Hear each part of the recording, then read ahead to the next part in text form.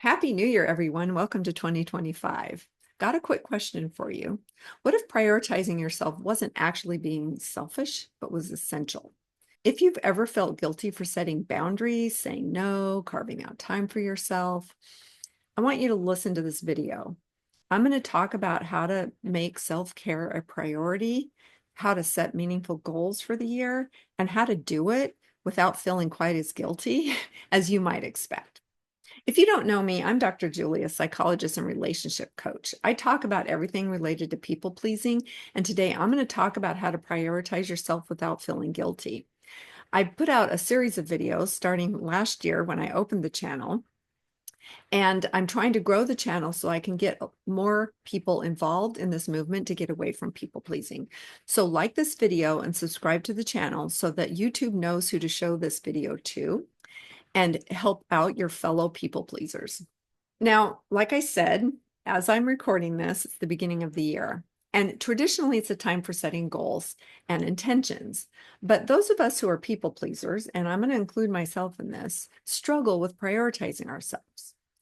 I mean, if you've ever had that thought, I can't take care of myself because someone else needs me, or I'll have to do that later because someone else needs me to do this now, but then later never really shows up. I want to flip that script a little bit because self-care isn't selfish and it's not self-indulgent. It's not a day at the spa or neglecting your family, friends, or coworkers. It's about being functional. I want to think of yourself as a car. If you don't have fuel, you can't go anywhere. If you're broken down or you need maintenance, you're not going to go anywhere. You're going to instead feel burned out and resentful, and you're not going to have the energy to show up for your loved ones. So here's the shift. Prioritizing yourself allows you to show up fully for others. It's that whole suggestion whenever you're taking a flight somewhere to put your mask on before helping others put theirs on. So I want you to start by asking yourself, what's the one thing I can do today to refuel my tank?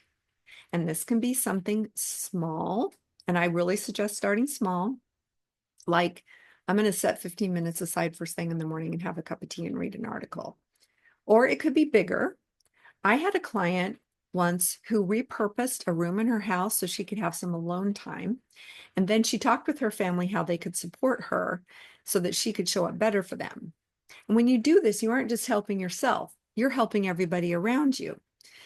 Because like in the case of my client, after she started taking some alone time, she wasn't feeling so burned out and resentful of her children and husband's needs. Now, often when we start a plan for self-care, the first thing that shows up is what? It's guilt, right? So I want to talk to you about how you can do this without letting guilt run the show. So let's think about guilt for a second. We use guilt to guide our behavior. If a behavior makes us feel guilty, then we know it's wrong and we shouldn't do it.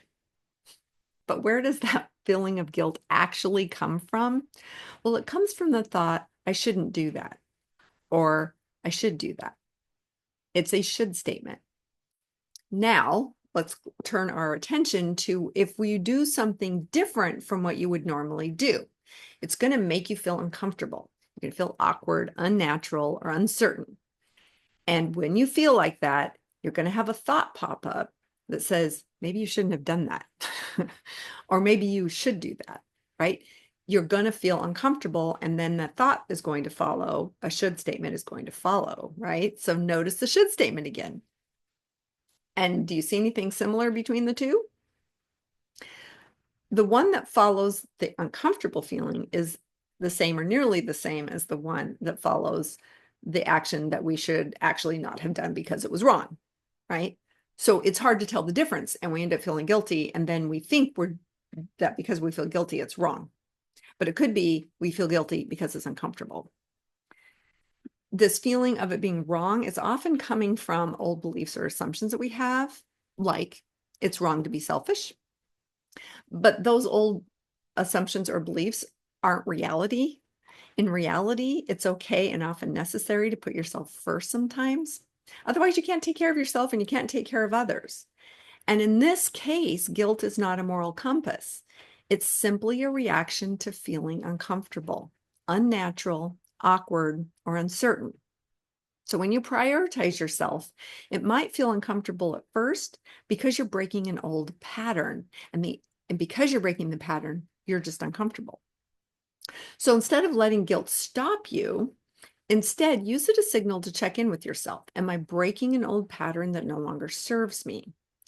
If so, that feeling of guilt is more likely coming from you being uncomfortable than you doing something that's wrong. And if that's the case, the more you continue breaking the old pattern, the less uncomfortable you're going to feel. So try this mantra out. Taking care of me is the best way to show up for others. One last question. What if your goals for the new year didn't feel overwhelming, but instead felt energizing?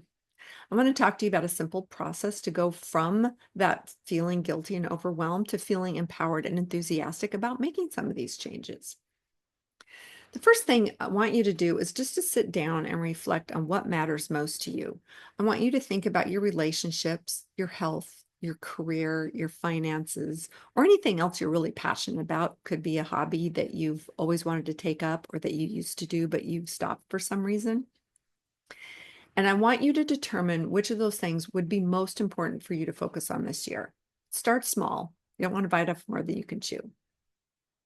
And then from there, the second step is to focus on what you can control.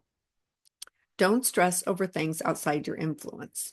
Zero in on what you can change. Those are your thoughts, your reactions to things, your behaviors, the decisions you're making. This isn't what other people think of you, what other people are doing, right? You can't change those. So focus in on what you can change. And then the third step is I want you to choose 2 to 3 meaningful things that you can do to start implementing what you want to be different. So set a few goals. Maybe it's something like setting boundaries or taking better care of your health or starting that new hobby, right? So write these down and just a couple of them. If you do too much, you're going to get overwhelmed. Now, for the fourth step is for each of those goals or intentions that you're setting for doing things differently, I want you to break it up into tiny doable steps. And then bonus points for putting it on your calendar, because being consistent is going to break that feeling of guilt and get you into doing things that are better aligned with you taking care of yourself. If you follow this process, you're going to start the year feeling a lot more intentional and a lot less overwhelmed because you started small. And bonus, because your goals are going to align with your values and allow you to show up and take the best care you can of yourself. Now, I just suggested that you make some changes and you've got other people to consider in your life. So what happens when these people in your life suggest or downright claim that you're being selfish because you're trying to put yourself first? We all know people do this all the time. They expect you to behave in one way, you're doing something different. They might be accommodating at first, but eventually they're going to get tired of it and they're going to say, "What are you doing? Stop doing that." Or they're going to accuse you of being selfish because they honestly don't want you to be doing this anymore. They want you to be going back to your old behavior and doing the whole prioritizing them over yourself pattern of behavior that you've had in the past. So what I've done to help you out on this is I've put together a workshop that I'm going to hold at the end of the month. This workshop, I'm going to teach you how to confidently respond to your own fears and to the accusations of others that you're being selfish for prioritizing yourself. And you're going to leave that workshop with actual tools for handling those conversations without losing your cool or your priorities. The details for the workshop are in the description to the video. There's a link where you can go read all about it and sign up if you're interested. I highly recommend it. Now, I want to thank you for hanging out with me in this video. Most people don't get this far, but you're different. You're actually doing something to take better care of yourself just by watching this video. I want you to remember that self-care is not being selfish. It's actually your superpower. It's going to help you take care of others better. Please like this video and subscribe to my channel. It helps me get the word out to other people who could use this information. And I'm sure you've got other people in your life that could use this information too about how to overcome the feelings of guilt when you're trying to set priorities for yourself. So share the video with your friends and family who could use it. Okay, here's to starting the year with clarity, confidence, and care for yourself. I'll see you in the next video. Have an amazing week.